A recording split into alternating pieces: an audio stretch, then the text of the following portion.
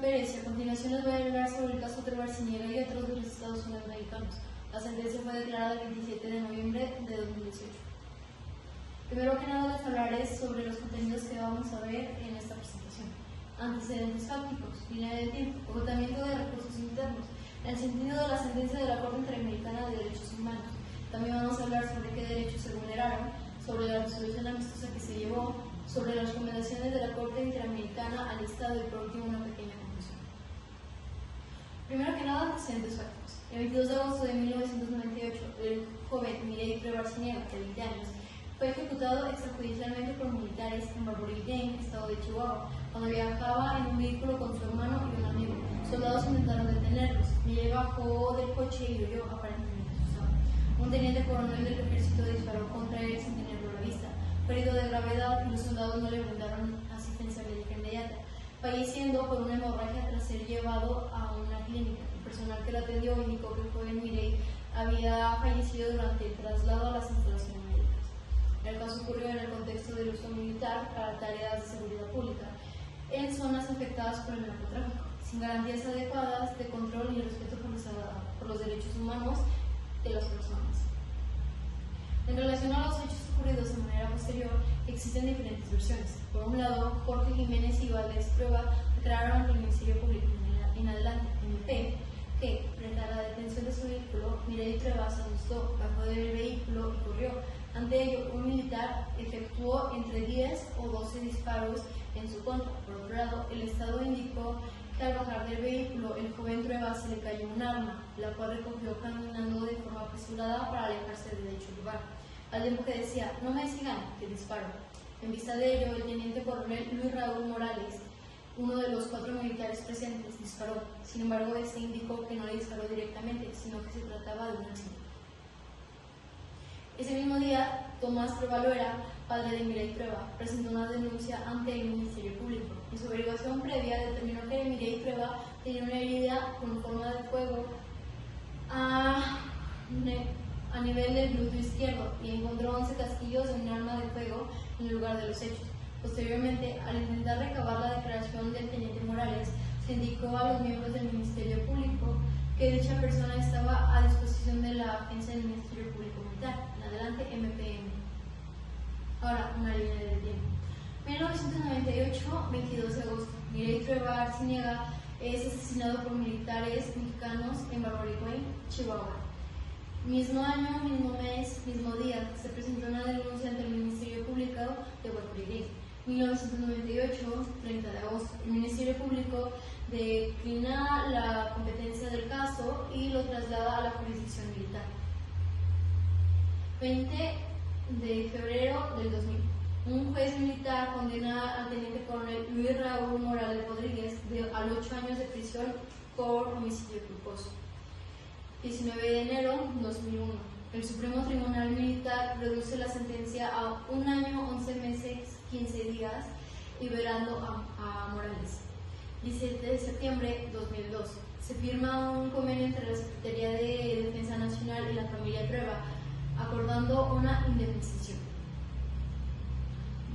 24 de julio 2008, la Comisión Interamericana de Derechos Humanos enfrenta un informe de admisibilidad. 29 de noviembre de 2006, la Corte Interamericana emite un informe de fondo declarando la responsabilidad internacional del Estado mexicano por la violación de los derechos humanos de Mireille Trueba y sus familiares. 28 de abril de 2018, la Comisión Interamericana sometió el caso de la Corte Interamericana de Derechos Humanos. 2018, 8 de junio, se notifica el caso de México y a los representantes de las víctimas. 19 de octubre de 2018, México y los representantes de las víctimas firman un acuerdo de solución amistosa. Y por último, el 17 de noviembre de 2018, la Corte Interamericana emite una sentencia homologando el acuerdo de la resolución amistosa y estableciendo medidas de reparación. Ahora, agotamientos de recursos internos. La investigación fue llevada por jurisdicción militar, no civil. El militar implicado fue condenado por homicidio culposo, reduciendo la pena a menos de 2 años, lo que permitió su liberación inmediata. Los familiares no tuvieron acceso adecuado al proceso ni al expediente, debido a su lejanía geográfica y barreras institucionales. La Corte reconoció que se violaron garantías procesales y judiciales, agotando así los recursos internos sin justificación efectiva. Sentido de la sentencia de la Corte Interamericana de Derechos Humanos. La Corte homologó el acuerdo amistoso entre las víctimas y del Estado mexicano. Reconoció la responsabilidad internacional del Estado por las violaciones y supervisará el cumplimiento por 2 años prorrogables. Medidas acordadas fueron la supervisión del caso penal, atención médica y psicológica a familiares, indemnizaciones económicas, vivienda y mejoras en viviendas existenciales, canasta básica alimentaria, acto público de reconocimiento de responsabilidad, capacitaciones a militares y fiscales y el pago de gastos legales a organizaciones acompañantes. Los derechos que se vulneraron fueron los siguientes: integridad personal, que se encuentra en el artículo 5.1, derecho a la vida, que se encuentra en el artículo 4.1, garantías judiciales, que se encuentra en el artículo 8.1, la protección judicial, que se encuentra en el artículo 25.1, el artículo 1.1, que habla sobre la obligación de respeto y garantías de la Convención Americana sobre Derechos Humanos. Y para finalizar tenemos el artículo 2, que habla sobre el deber de adoptar disponibilidades internacionales de la Convención Americana sobre Derechos Humanos. Para resolución amistosa. En 2018, el Estado mexicano reconoció públicamente su responsabilidad por la muerte de Mireya Barciñega y las violaciones a los derechos de sus familiares.